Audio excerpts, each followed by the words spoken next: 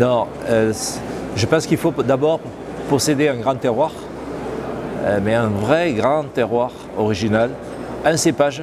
Donc, le Tannat, aujourd'hui, dans toutes les plus grandes dégustations du monde, a sa place à côté de Bordeaux, Bourgogne et Côte-Rôtie, et quelques vins, leader espagnol, leader italien.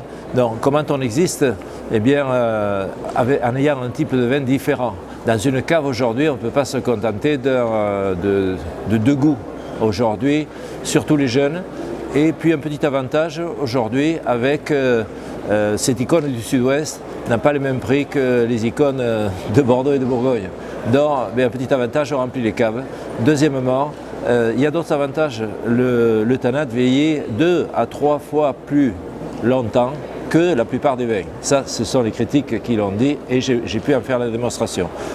Voilà, donc c'est le principal atout que l'on ait.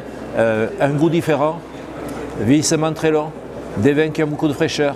Et un autre avantage supplémentaire, le Tannat, c'est peut-être le seul vin avec le réchauffement qui a des avantages sur les autres cépages, le seul cépage qui a des avantages sur ses collègues.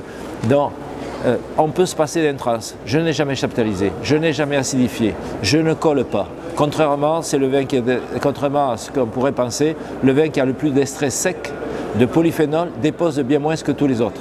Donc ça, ce sont des avantages, et ce qui fait qu'on peut allonger la durée de ce vin. Et c'est voilà. Et puis n'oublions pas que le French Paradox, on nous l'a volé, c'est parti du Tannat, une analyse qui avait été faite par le professeur Cabrol et Douce Blazy il y a plus de 45 ans sur les personnes qui vivaient le plus longtemps en France. Et on s'est aperçu que c'était dans cette région de Gascogne, où on buvait du Tannat, que les gens vieillissaient le plus longtemps. Voilà en ce qui concerne le verdict, si vous voulez, sur le Tannat et sur ma position. Mais j'ai aucun mal. Aujourd'hui, dans le monde entier, je les remercie. Je suis invité par les leaders de Bordeaux, les icônes de Bordeaux, de Bourgogne, de Côte-Rôtie, les leaders espagnols, italiens. Je suis invité et ce Tannat leur plaît beaucoup. Donc ça aide beaucoup à se positionner quand on est pratiquement seul à sortir de cette région. Mais je voudrais rendre un hommage aussi au Sud-Ouest, parce que le Sud-Ouest, il y a une multitude de cépages. Il y a peut-être quelques interprofessions qui dorment, quelques ODG qui dorment encore plus, mais il y a de multiples cépages qui sont très intéressants et je vous assure que dans quelques temps, on en reparlera. Merci.